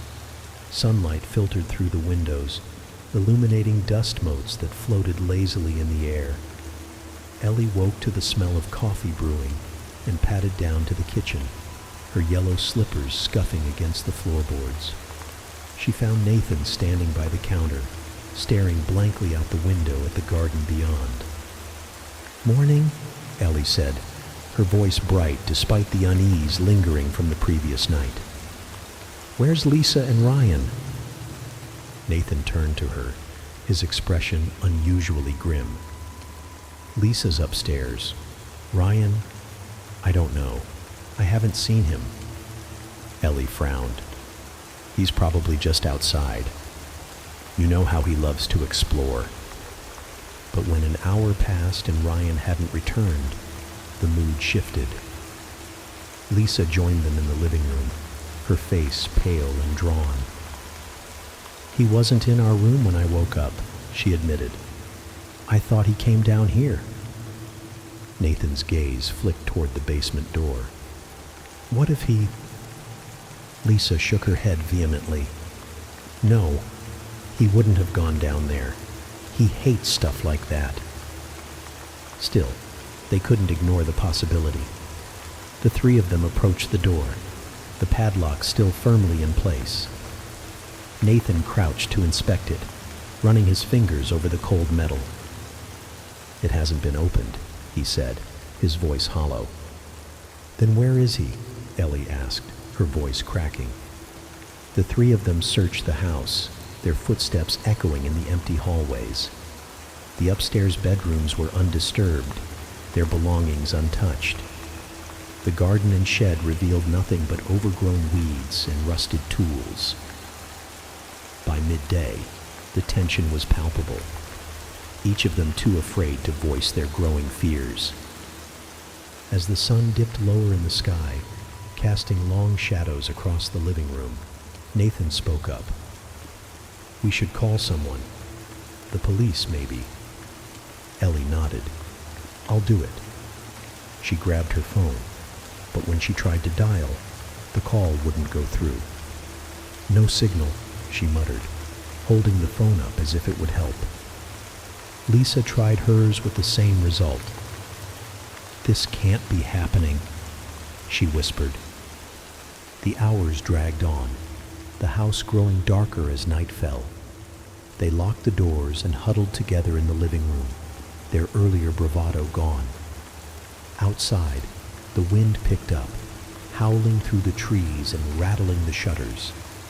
Inside, the house seemed to creak more than usual, the noises setting their nerves on edge. And then they heard it, a faint thudding sound, rhythmic and deliberate, coming from below. Ellie froze, her eyes wide. Did you hear that? Nathan nodded, his face pale. It's coming from the basement. Lisa clutched a blanket to her chest, her breathing shallow. It can't be. The padlock. It's still there. The sound grew louder, a steady thud, thud, thud, as if someone, or something, was knocking from the other side of the door. None of them moved, too terrified to investigate. And then it stopped. Silence fell over the house, heavy and oppressive. They sat there, frozen, until Ellie finally broke the silence. We can't stay here, she whispered. We need to leave. Now. But when they tried the front door, it wouldn't budge. The handle wouldn't turn, as if it had been locked from the outside. The windows, too, were stuck, the glass unyielding no matter how hard they pushed. We're trapped, Lisa whispered, tears streaming down her face. Nathan grabbed a flashlight from the kitchen. If we can't leave, we have to figure out what's going on. We need to check the basement. Ellie grabbed his arm. Are you insane? We don't know what's down there. Exactly, Nathan said, his voice steely. We don't know, and we won't until we look. Reluctantly, Ellie and Lisa followed him to the basement door. The padlock glinted in the beam of Nathan's flashlight, untouched. But the feeling of being watched was stronger now, an almost tangible presence pressing down on them. Nathan hesitated, then shook his head. We need to break it open. Lisa backed away. No, I can't. I can't do this. Ellie placed a reassuring hand on her shoulder. We'll figure this out. Together. Nathan found a crowbar in the shed, and with a few hard strikes, the padlock snapped open. The chain clattered to the floor, the sound echoing through the silent house. Nathan pushed the door open, revealing a set of wooden stairs that disappeared into darkness. The air that wafted up was cold and damp, carrying the faint scent of decay. Nathan flicked on his flashlight, the beam slicing through the blackness. "Stay close," he said, his voice low.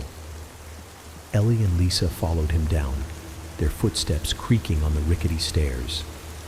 The basement was larger than they expected, the walls lined with shelves holding jars filled with unidentifiable contents. The light reflected off the glass, casting eerie shadows that danced across the walls. In the far corner, something moved. A figure stepped out of the darkness, its face obscured. Nathan's flashlight beam landed on it, and they all gasped. It was Ryan. But something was wrong. His eyes were hollow, his skin pale and waxy. He tilted his head, his movements jerky and unnatural. And then he smiled, a twisted, unnatural grin that sent shivers down their spines. "What the?" Nathan began, but Ryan lunged toward them, his movements too fast to be human. "Run!" Ellie screamed, grabbing Lisa's arm. They bolted up the stairs, the sound of Ryan's footsteps pounding behind them. They slammed the door shut and shoved the couch against it, their breaths coming in ragged gasps. For a moment, there was silence. Then the knocking began again, more insistent this time, as if whatever was down there wasn't done with them yet. By the third night, the atmosphere in the house had become unbearable. The once cozy rooms seemed oppressive, their shadows stretching unnaturally in the dim light. The air was heavy, charged with an unexplainable tension that made it hard to breathe. Ellie, Nathan, and Lisa sat in the living room, the fireplace crackling weakly, offering little comfort. "We have to leave," Lisa said, her voice trembling. "We can't stay another night." "We've tried," Nathan replied, his frustration evident. "The doors won't open, the windows won't budge, and there's no signal. We're trapped here until someone finds us." "But what if no one does?" Ellie whispered, her eyes darting toward the basement door. It loomed in the corner like a dark sentinel, a constant reminder of the horrors below. As if on cue, the noises began again. Faint at first, barely discernible over the crackle of the fire, but growing louder and more deliberate. It started with a low scratching, like nails dragging across wood, followed by a rhythmic tapping. Thud, thud, thud. Ellie clutched her knees to her chest, her breath quickening. "It's coming from the basement." "No," Lisa whispered, shaking her head. "It's not. It's closer." Nathan grabbed the flashlight, his jaw set. "Stay here. I'll check it out." "You're not going alone," Ellie said, standing up. "If you're going, I'm going too." Lisa hesitated, her fear evident, but she nodded. "I'm not staying here by myself." They moved cautiously through the house, the flashlight beam cutting through the darkness. The noises grew louder as they approached the kitchen, a steady pounding that seemed to vibrate through the walls. The air was icy cold, their breaths visible in the dim light. In the kitchen, the source of the noise became clear.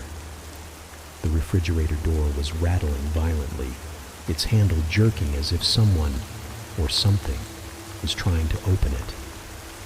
Nathan stepped forward, gripping the flashlight tightly. "Stay back," he warned. He reached out, his hand trembling, and yanked the door open. The rattling stopped instantly, leaving only silence. The fridge was empty, its interior dark and cold. But as they stared, a deep, guttural growl emanated from somewhere behind them. They turned slowly, the flashlight beam sweeping across the room. The shadows seemed to shift and writhe, and for a moment they thought they saw a figure standing in the doorway. It was tall and thin, its features obscured by the darkness, but its eyes glowed faintly, a sickly yellow that sent chills down their spines. "Run," Nathan whispered, his voice barely audible. They bolted back to the living room, slamming the door behind them. The growling followed, low and menacing, growing louder with each passing. By the fourth night, Ellie was gone. She'd been in the kitchen, pouring herself a glass of water, when Nathan and Lisa heard her scream. By the time they reached her, the room was empty. The only sound was the faint click of the basement lock, as if it had just been opened and closed. Nathan's flashlight cut a sharp beam through the kitchen, revealing nothing but the stillness of the dimly lit room. The back door was bolted shut, the windows intact, and yet Ellie had vanished. "That's it," Nathan said, his voice shaking but firm. He grabbed the flashlight with one hand and a wrench from the counter with the other. "I'm going down there." "Are you insane?" Lisa cried, clutching her own arms. Her pale face was framed by trembling hair. "We need to wait for help." Nathan shot her a grim look. "Help isn't coming, not in time. Whatever's down there," he gestured toward the basement, "it's taking us one by one. I'm not waiting for it to come for us." Lisa faltered, then nodded reluctantly, her face a mixture of terror and resolve. She opened a drawer and pulled out a kitchen knife, her knuckles white as she gripped it. "I'm not letting you go alone."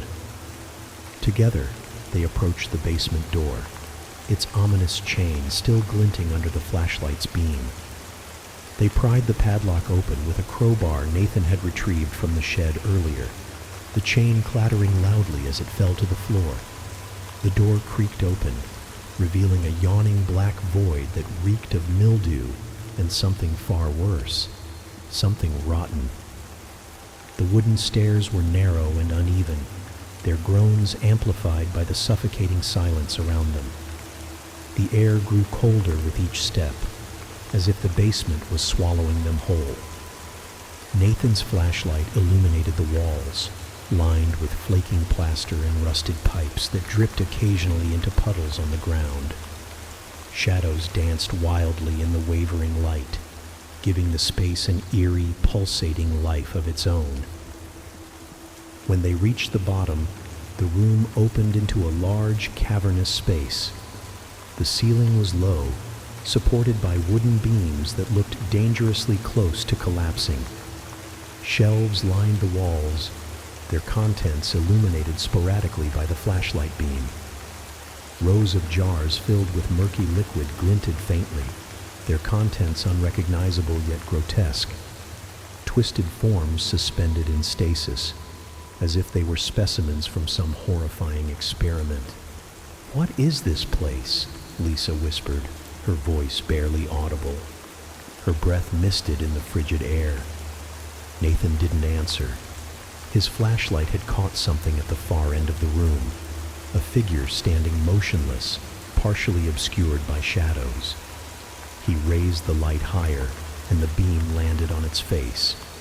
Hollow eyes stared back, set into a face that was disturbingly familiar. "Ellie?" Nathan breathed, his voice cracking. The figure stepped forward, its movements jerky and unnatural. As the light illuminated her fully, it became clear that this wasn't Ellie. Not anymore. Her skin was pallid, her features contorted into a grotesque mockery of her former self. Her mouth twisted into a smile that was too wide, her teeth stained and sharp. Lisa screamed, the sound echoing off the damp walls, and Ellie, or whatever she had become, lunged toward them with an inhuman shriek. Nathan swung the wrench instinctively, striking her shoulder. The force of the blow sent her staggering back, but it barely slowed her down. "Run!" Nathan shouted, grabbing Lisa's arm and pulling her toward the stairs. They scrambled upward, their footsteps pounding against the wood as the sounds of pursuit grew louder behind them. They burst into the kitchen, slamming the door shut behind them and jamming the crowbar through the handle as a makeshift lock. For a moment, there was silence, save for their ragged breathing. Then the pounding began. Heavy, deliberate thuds against the other side of the door, shaking the frame with each impact. "We need to get out of here," Lisa gasped, tears streaming down her face. "We can't fight that thing." Nathan nodded, his mind racing. "The car. If we can make it to the car, maybe." The pounding stopped. The sudden silence was almost more terrifying than the noise. They exchanged a glance, their fear mirrored in each other's eyes. And then, from somewhere deep within the house, they heard it. A low, guttural growl that seemed to echo from every direction at once. The growl lingered in the air, vibrating through the walls like a primal force. Nathan tightened his grip on the wrench, his knuckles white. "It's close," he whispered. Lisa's eyes darted toward the windows. The glass was fogged from their panicked breaths, but no movement stirred beyond. "We have to go now," she said, her voice trembling. Nathan shook his head. "It's too dangerous. Whatever this is, it's hunting us." From the depths of the house came a sudden crash, loud enough to rattle the dishes in the kitchen cabinets. It was followed by the sound of something scraping, like nails dragging across a chalkboard. Lisa flinched, her hand flying to her mouth to stifle a scream. The lights flickered, plunging the room into near darkness before returning with a dim, sickly glow. Nathan swung the flashlight beam toward the hallway. The shadows seemed to shift unnaturally, pooling in corners where light should have reached. "Where's it coming from?" Lisa whispered, clutching the knife so tightly her hand shook. Nathan hesitated, his breathing shallow. "The basement. It has to be." Before they could act, the sound of footsteps echoed down the hallway, slow, deliberate, and impossibly heavy. Each step made the floorboards creak, sending a jolt of fear through them both. The footsteps stopped just beyond the kitchen doorway. Nathan raised the flashlight, its beam trembling as it illuminated the darkened corridor. The air seemed to grow heavier, pressing down on them as a figure emerged from the shadows. It was Ellie, or what was left of her. Her head tilted unnaturally, her hollow eyes fixed on them as her mouth twisted into a grotesque grin. "Nathan," she rasped, her voice distorted and guttural. "Stay back," Nathan shouted, swinging the wrench in front of him. His voice echoed off the walls, but the creature didn't flinch. Instead, it stepped forward, its movements jerky and unnatural. Lisa let out a choked sob as she backed away. "This isn't happening. This can't be happening."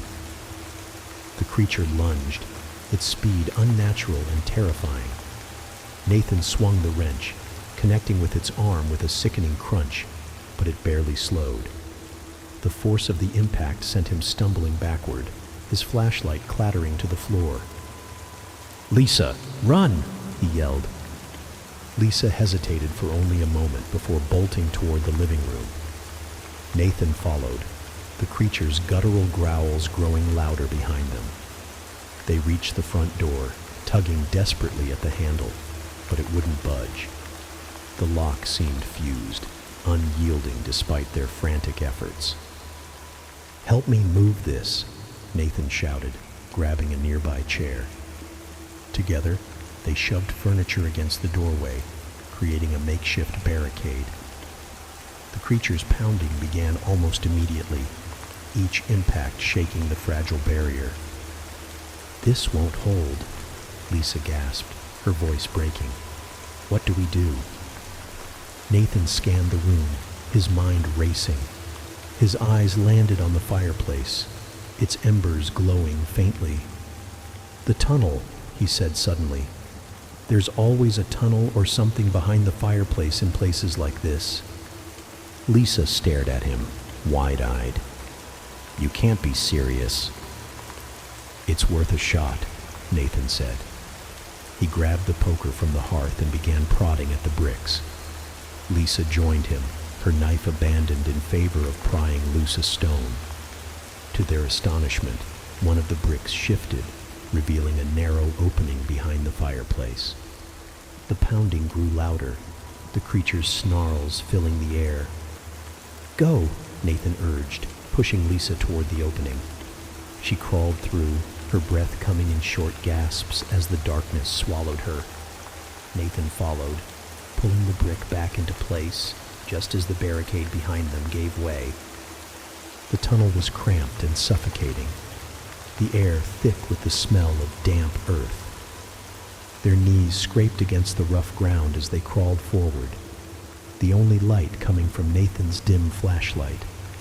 The sound of the creature's growls faded, replaced by an eerie silence. Where does this lead? Lisa whispered, her voice trembling. I don't know, Nathan admitted, but it's better than staying back there. The tunnel sloped downward, the walls narrowing until they could barely move. Just as panic began to set in, the space opened into a cavernous room. The ceiling was high, supported by ancient wooden beams that creaked ominously. In the center of the room stood a stone altar, its surface stained dark with what looked like old blood. Lisa recoiled, her hand flying to her mouth. What is this place? Nathan approached the altar cautiously, his flashlight revealing strange symbols carved into the stone. The air was thick with a sense of foreboding, as if the room itself was alive with malice. Before they could investigate further, a sound echoed through the cavern. A low, guttural growl, louder than anything they'd heard before. Nathan turned, his flashlight landing on the far corner of the room. The creature was there, its twisted form illuminated in the flickering light. It was larger now, its features grotesquely distorted. Its hollow eyes glowed with an unnatural light as it advanced, its movements deliberate and predatory. This is it, Nathan said, gripping the wrench tightly. We fight or we die. Nathan tightened his grip on the wrench as the creature advanced, its grotesque form towering over them in the dim light. The cavernous room seemed to amplify every sound, from the heavy thud of the creature's footsteps to Lisa's rapid, panicked breathing. Shadows danced on the walls, giving the illusion that the room itself was alive, twisting and writhing with malice. We can't fight it here, Lisa whispered, her voice barely audible over the creature's low growl. We have to get out. How? Nathan shot back, his eyes darting around the room. The tunnel they had come through was too narrow to navigate quickly, and the creature blocked the only other visible exit, a massive iron-bound door at the far end of the room. It loomed ominously, half hidden in shadow, with strange symbols etched into its surface. The creature lunged suddenly, its movements impossibly fast for its size. Nathan swung the wrench with all his strength, the metal connecting with the creature's arm in a sickening crunch. The force sent it stumbling backward, but only for a moment. It recovered quickly, its hollow eyes glowing brighter as it let out an ear-piercing screech. Move, Nathan shouted, grabbing Lisa's arm and pulling her toward the altar. They ducked behind it, just as the creature's claws raked through the air where they had been standing. The altar provided little cover, but it gave them a moment to think. Lisa's eyes were wide with fear as she clutched a rusted piece of metal she had picked up from the ground. What do we do? Nathan's mind raced. His flashlight beam swept across the room, landing briefly on the iron door. We get to that door. It's our only chance. Lisa hesitated, her gaze flicking between the creature and the door. What if it doesn't open? Then we're dead either way, Nathan replied grimly. The creature's screeches echoed through the room as it circled the altar, its claws scraping against the stone floor. Nathan motioned for Lisa to follow him, and the two began moving slowly, staying low to avoid drawing attention. The air was thick with the stench of decay, making it hard to breathe. As they crept toward the door, the creature suddenly turned, its glowing eyes locking onto them. With a guttural roar, it charged. Nathan shoved Lisa forward. "Run!" Lisa sprinted toward the door, her heart pounding as she reached it. Her hands scrambled over its surface, searching for a handle or latch. "It's locked!" she cried, panic rising in her voice. Nathan turned just in time to see the creature closing in. He swung the wrench again, aiming for its head, but this time the creature caught the weapon in its claws, snapping it in two with a deafening crack. Nathan stumbled backward, his eyes wide as the creature loomed over him. "Lisa, find something," he shouted, desperation in his voice. Lisa's fingers traced the strange symbols etched into the door.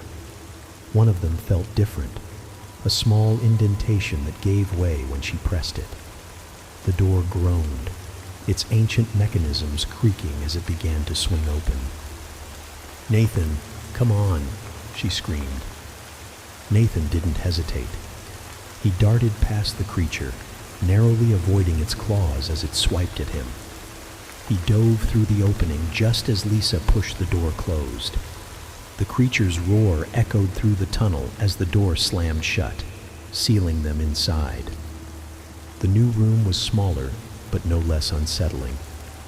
The walls were lined with shelves holding strange, ancient artifacts, twisted sculptures, jars filled with unidentifiable substances, and books bound in what looked like leather, but felt far more sinister.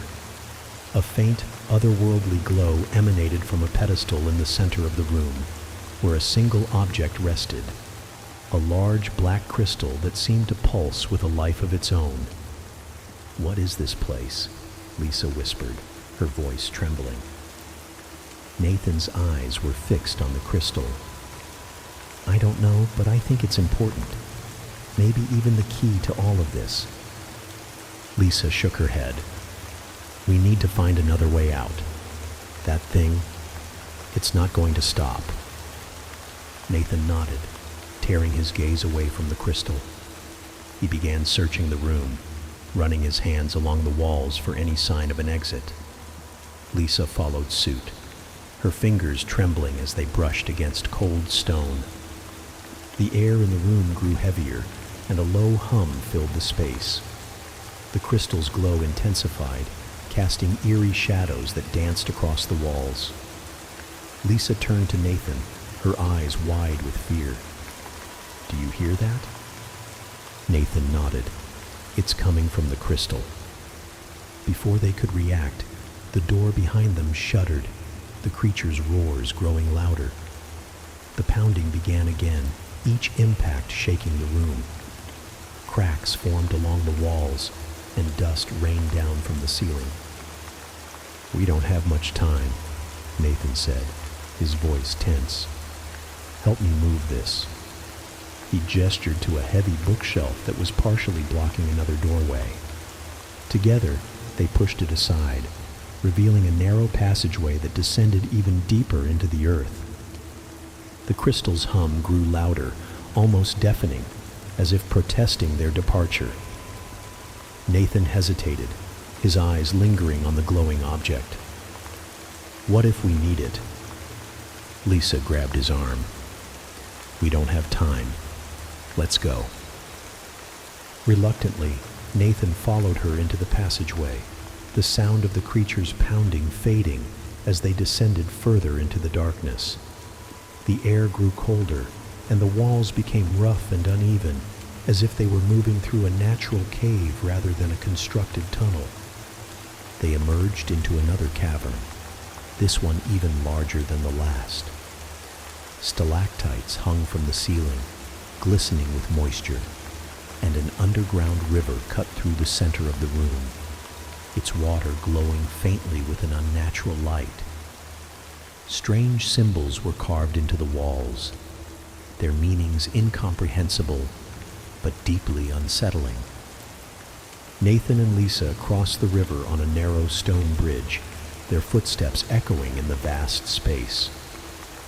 On the other side, they found another door, this one made of stone and covered in the same symbols as the previous one. Lisa's hands trembled as she reached for the door. "Do you think we're safe?" Nathan shook his head. "Not yet." As they pushed the door open, a new sound reached their ears, a deep, resonant chant that seemed to come from everywhere and nowhere at once.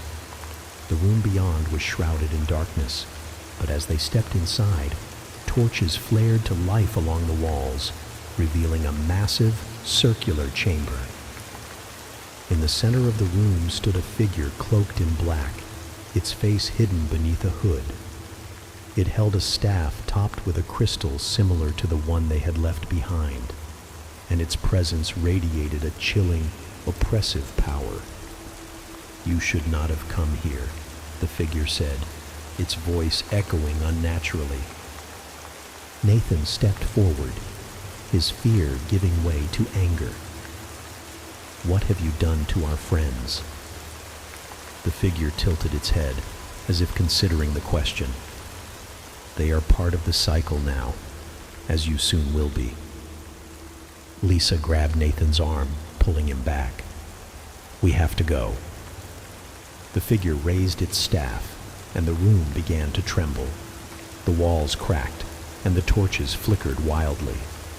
From the shadows, more creatures emerged, their twisted forms illuminated in the flickering light. Nathan and Lisa exchanged a panicked glance before turning and sprinting back toward the door. The creatures gave chase, their guttural roars echoing through the chamber as the figure's chant grew louder. They barely made it back to the bridge when the ground beneath them began to shake violently. Stalactites fell from the ceiling, crashing into the river below. Nathan grabbed Lisa's hand, pulling her forward as they ran for their lives. "Keep going!" he shouted. As they reached the far side of the cavern, the passage behind them collapsed, sealing the creatures inside. The silence that followed was deafening, broken only by their ragged breathing. Nathan leaned against the wall, his chest heaving. We have to find a way out of here." Lisa nodded, her face pale but determined. "Let's keep moving." With no other choice, they pressed on, the oppressive darkness closing in around them as they ventured deeper into the unknown. The oppressive darkness surrounded them as they moved deeper into the unknown, each step echoing faintly in the cavernous passage. The walls were rough, cold, and damp, shimmering faintly with the moisture that trickled down in thin rivulets.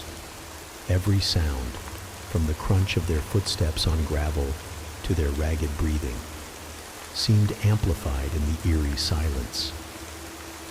Lisa clutched Nathan's arm, her knuckles white. "Do you think they're still following us?" she whispered, her voice barely audible. Nathan shook his head, though his gaze remained fixed ahead. "I don't know, but we can't stop. Not until we're out of here." The passage opened into another chamber, smaller than the ones before, but no less unsettling. The ceiling was high, disappearing into shadows, and the floor was uneven, scattered with broken stones and strange markings. The walls were adorned with symbols etched deeply into the stone, glowing faintly with an otherworldly blue light. The glow bathed the room in an ethereal hue, casting long shadows that seemed to move of their own accord. In the center of the chamber stood a pedestal, its surface worn and cracked, as if it had been there for centuries. Resting on it was an ornate dagger, its blade black and jagged, its hilt encrusted with dark red gems that seemed to pulse faintly, like a heartbeat. Lisa's breath hitched as she approached it. "What is this place?" she murmured, reaching out tentatively toward the dagger. Nathan grabbed her wrist, stopping her. "Don't touch it," he warned. "We don't know what it does." Lisa hesitated, her hand trembling. "Maybe it's a weapon. We need something to defend ourselves." Nathan glanced back toward the passage they had come through, his nerves fraying. The faint hum that had been present since they entered the cavern grew louder, reverberating through the room. It was as though the air itself was alive, vibrating with an unseen energy. "If we take it, there might be consequences," he said. "Look around. This isn't just a weapon. It's part of something bigger."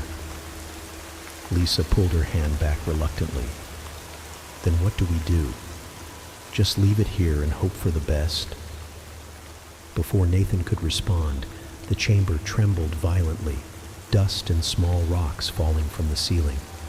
The hum intensified, and a deep, guttural growl echoed from the passage they had come from. Their pursuers were close. "Take it," Nathan said suddenly, his voice firm. "If it's a weapon, we might need it." Lisa grabbed the dagger, the gems on its hilt glowing brighter as her fingers closed around it. A wave of heat coursed through her arm, making her gasp, but she held on tightly. The moment she lifted it from the pedestal, the glow from the symbols on the walls intensified, and the hum reached a deafening pitch. The chamber shook again, and the passage behind them collapsed with a deafening roar, cutting off their escape route. Ahead, a new opening appeared in the wall, the stone crumbling away as if guided by an unseen force. "That's our way out," Nathan said, grabbing Lisa's hand and pulling her toward the opening. They ran, the glowing light of the symbols fading as they left the chamber. The new passage was narrower, the walls close enough to brush against their shoulders. The air grew colder with each step, and the faint sound of rushing water reached their ears. The passage opened onto a ledge overlooking an enormous underground lake. The water glowed faintly, illuminating the cavern with a soft blue light. Stalactites hung from the ceiling like jagged teeth, and the sound of dripping water echoed endlessly. A narrow stone path wound its way along the edge of the lake, leading to another passage on the far side. Nathan stared in awe. "This place, it's like something out of a nightmare." Lisa tightened her grip on the dagger. "Whatever it is, we need to get out of here. Let's keep moving."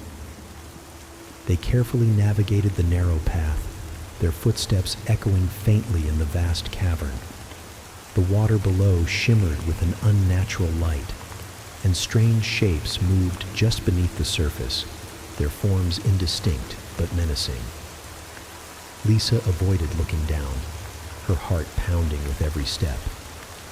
Halfway across, a low growl echoed through the cavern, followed by the sound of claws scraping against stone.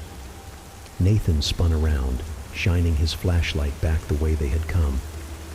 In the distance, shadows moved, and the unmistakable glow of the creature's eyes appeared, drawing closer. "They found us," he said, his voice tight with fear. Lisa turned, her grip tightening on the dagger. "We have to move faster." The creatures closed the distance quickly, their guttural growls echoing through the cavern.